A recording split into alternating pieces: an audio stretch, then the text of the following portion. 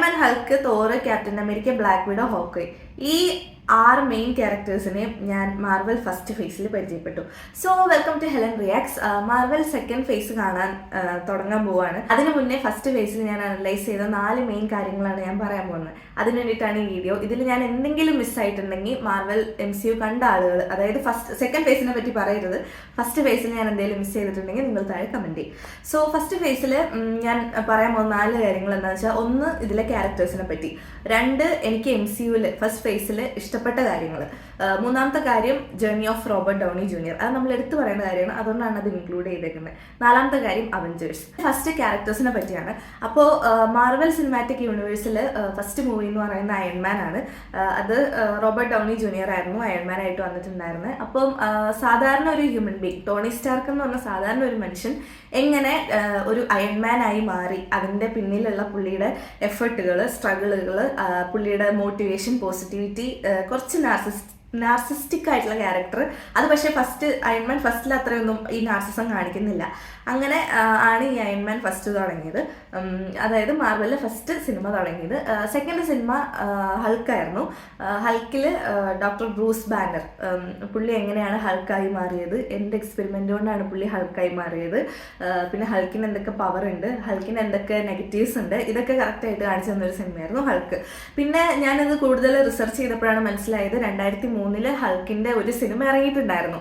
അത് പക്ഷേ Marvel cinematic യൂണിവേഴ്സിലുള്ള ഹൾക്കല്ലായിരുന്നു. അപ്പോൾ ആ ഹൾക്കാണ് ശരിക്കും പറഞ്ഞാൽ അതിൻ്റെ ഒരു ഡെവലപ്മെന്റ് കഥയാണ് ഈ ഹൾക്ക്. MCUവിലേക്ക് വന്നപ്പോൾ ഇങ്ങനെ ഒരു ഹൾക്കായതെന്നാണ് ഞാൻ കേട്ടത്.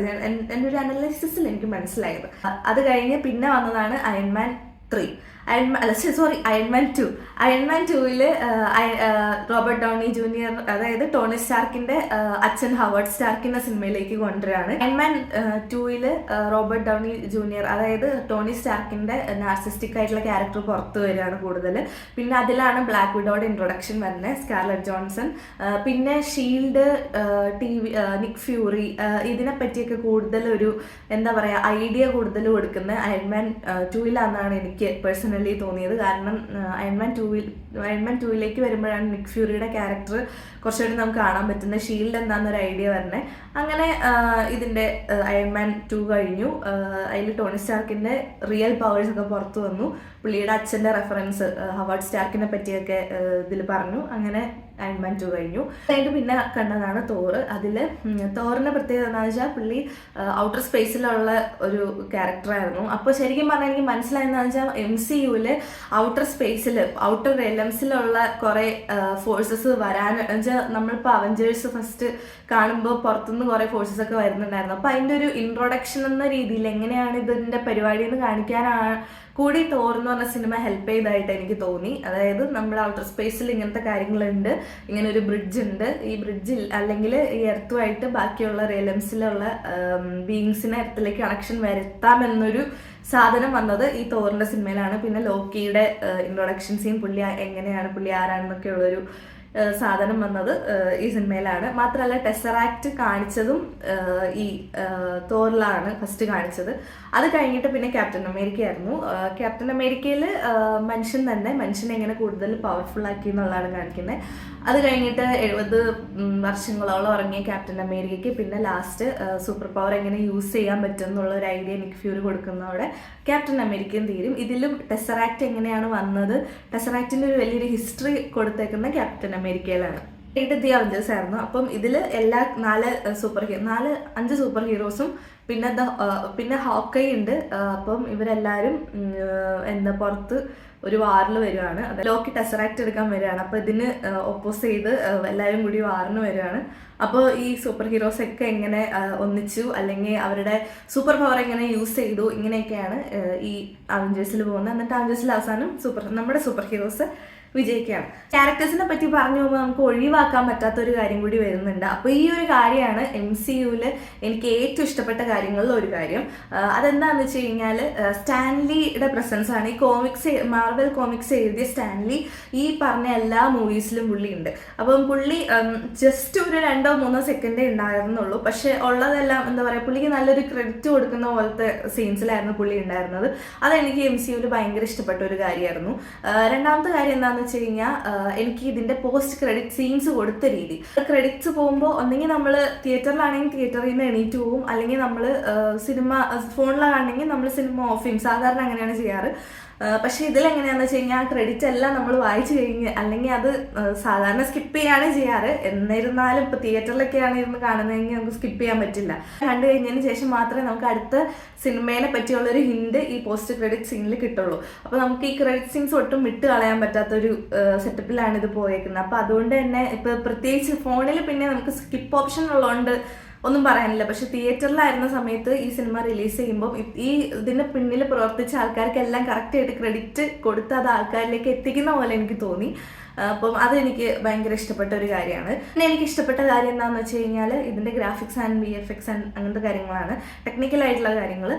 2008 ഈ സിനിമ അയൺമാൻ റിലീസ് ചെയ്തപ്പം ആ ഒരു ടൈമിൽ തന്നെ എത്രമാത്രം ഗ്രാഫിക്സും കാര്യങ്ങളും ഒക്കെ ഇതിൽ ഇൻക്ലൂഡ് ചെയ്തു. വിഷ്വൽ എഫക്ട്സ് എന്നാൽ ടെക്നിക്കൽ പാർട്ട് എത്രമാത്രം ഡെവലപ്ഡ് ആയി എന്നുള്ള കാര്യം എനിക്ക് എന്താ പറയുക ഭയങ്കര എന്നെ ആശ്ചര്യപ്പെടുത്തിയ ഒരു കാര്യമാണ്. എന്നുവെച്ചാൽ എത്രമാത്രം മുമ്പിലാണ് ഇവരുടെ സിനിമ എന്നുള്ളത് നമുക്ക് ഈ മാർവലൊക്കെ കണ്ടു കഴിഞ്ഞാൽ നമുക്ക് മാർവൽ സിനിമാറ്റിക് യൂണിവേഴ്സിലെ സിനിമകൾ കണ്ടാൽ കറക്റ്റായിട്ട് മനസ്സിലാവും.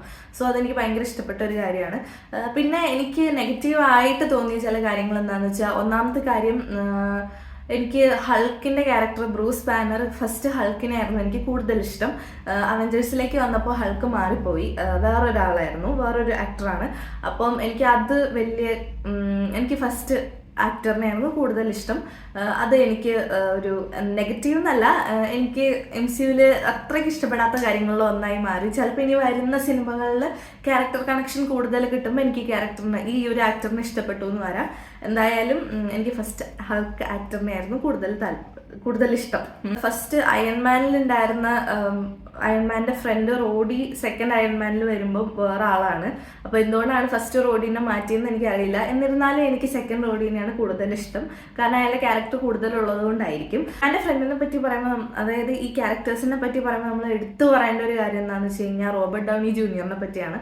അതാണ് തേർഡ് പോയിന്റ്. അതായത് വെപ്പൺസ് കീപ്പ് ചെയ്യുന്നതിനും അങ്ങനെ കുറച്ച് ഇതൊക്കെ ആയിട്ട് റോബർട്ട് ഡൗണി ജൂനിയർ ജയിലിലായിരുന്നു. അപ്പം പുള്ളിയുടെ പേരും പ്രശസ്തിയും പെരുമയൊക്കെ ഭയങ്കര താഴെ പോയൊരു ടൈമിലാണ്, പുള്ളി ജയിലിൽ നിന്ന് ഇറങ്ങിയൊരു ടൈമിലാണ് ഈ അയൺമാൻ കമ്മിറ്റ് ചെയ്യുന്നത്.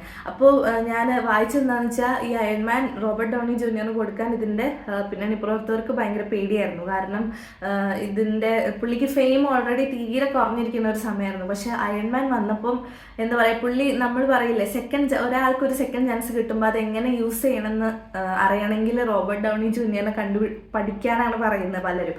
അപ്പം പുള്ളിക്ക് കിട്ടിയൊരു സെക്കൻഡ് ചാൻസ് ആയിരുന്നു അയൺമാൻ. അപ്പോൾ ആ അയൺമാനിൽ പുള്ളി ആക്ടിങ് വൈസ് ആണെങ്കിലും എല്ലാം കൊണ്ടും വെച്ചാൽ അതിൻ്റെ ബാക്കിലുള്ള പുള്ളിയുടെ എഫേർട്ട് ആണെങ്കിലും എല്ലാം കൊണ്ടും ഒരു ആക്ടർ എന്ന രീതിയിൽ പുള്ളി ഭയങ്കര കറക്റ്റായിട്ട് ആൾക്കാരുടെ മൈൻഡിലേക്ക് എസ്റ്റാബ്ലിഷ് ആയത് ഈ അയൺമാനിലൂടെയാണ്. അത് കഴിഞ്ഞ് പിന്നെ ഇപ്പം റോബർട്ട് ഡൗണി ജൂനിയർ ഓസ്കാർ വരെ എത്തിയിരിക്കുകയാണ്. അപ്പം അത് ഭയങ്കര മോട്ടിവേറ്റിംഗ് ആയിട്ടുള്ളൊരു കാര്യമാണ്. അയൺമാനെ പറ്റി പറയുമ്പോൾ നമ്മൾ വേറെ എടുത്തു പറയേണ്ട ഒരു കാര്യം എന്ന് വെച്ചാൽ അവഞ്ചേഴ്സ് ആണ്. അപ്പം എനിക്ക് ഇത് തന്നെയാണ് ഇതിൽ 4ാമത്തെ പോയിന്റ്. അതായത് അവഞ്ചേഴ്സ് വരുമ്പം എനിക്ക് അതുവരെ ഇഷ്ടപ്പെടാതിരുന്ന, അല്ലെങ്കിൽ എനിക്ക് വലിയ താല്പര്യമില്ലാതെ ഇരുന്ന ഒരു ക്യാരക്ടറായിരുന്നു അയൺമാൻ.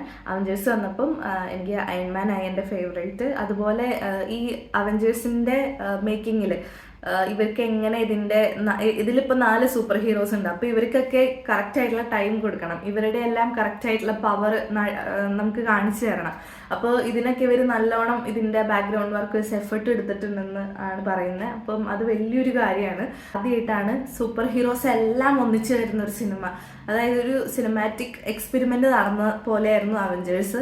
സൂപ്പർ ഹീറോസ് അവഞ്ചേഴ്സിന്റെ സമയത്ത് ഒന്നിച്ചു വന്നേക്കുമായിരുന്നു. സോ അത് വലിയൊരു എന്താ പറയുക, അവരുടെ വലിയൊരു പേടി അല്ലെങ്കിൽ അവരുടെ ഒരു ചലഞ്ചിങ് ആയിട്ടുള്ള ഒരു സംഭവമായിരുന്നു. അതായത് ഇതെല്ലാം കൂടി വരുമ്പോൾ ആൾക്കാർക്ക് ഇത് കൺവേയിങ് ആവുമോ അല്ലെങ്കിൽ ഇത് ഓക്കെ ആവുമോ എന്നൊക്കെ ഉള്ള ഒരു ഡൗട്ട് ഇവർക്ക് ഉണ്ടായിരുന്നു എന്നാണ് പറയുന്നത്. ബട്ട് ഇവരെന്തായാലും അത് നല്ല സെറ്റപ്പായിട്ട് തന്നെ പുള്ളപ്പ് ചെയ്തു.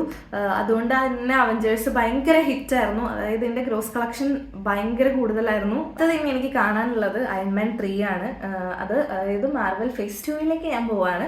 സോ അത് കണ്ടിട്ട് ഞാൻ എൻ്റെ ഒപ്പീനിയൻസ് പറയാം. ഇനി ഈ മാർവൽ സിനിമാറ്റിക് യൂണിവേഴ്സിലെ ഫസ്റ്റ് ഫേസിൽ ഇപ്പം ഞാൻ പറഞ്ഞതിൽ എന്തെങ്കിലും ഇമ്പോർട്ടൻ്റ് ആയിട്ടുള്ള കാര്യങ്ങൾ ഞാൻ വിട്ടുപോയിട്ടുണ്ടെങ്കിൽ നിങ്ങൾ താഴെ കമൻറ്റ് ചെയ്യണം. കാരണം എന്നാലാണ് എനിക്ക് മനസ്സിലാവുള്ളൂ ഞാൻ എന്താ വിട്ടുപോയതെന്ന്. അപ്പോൾ എനിക്ക് കാണുമ്പോൾ കുറച്ചുകൂടെ ഒരു ഐഡിയ വരും. എനിക്ക് സാധാരണ ഈ മാർവൽ കണ്ടപ്പോൾ ഒത്തിരി കമൻസ് വരാറുണ്ട്, ഇതാണ് അതാണ് ഞാൻ പറയുന്നതിൽ എന്തൊക്കെയാണ് മിസ്റ്റേക്ക് എന്നൊക്കെ പറഞ്ഞ് കമൻസ് വരാറുണ്ട്. അതെന്നെ ഒത്തിരി ഹെൽപ്പും ചെയ്തിട്ടുണ്ട്. സിനിമ കാണുമ്പോൾ എനിക്ക് കൂടുതലും മനസ്സിലാവാൻ ഹെൽപ്പ് ചെയ്തിട്ടുണ്ട്. സോ ഇതിൽ നിങ്ങളെങ്ങനെ കമൻറ്റ് ചെയ്യുക. So thanks for watching Helen reacts. പിന്നെ വേറൊരു കാര്യം കൂടി, നിങ്ങൾ ചാനൽ സബ്സ്ക്രൈബ് ചെയ്തിട്ടില്ലെങ്കിൽ എന്തായാലും സബ്സ്ക്രൈബ് ചെയ്യണം. So thanks for watching Helen reacts. Thank you.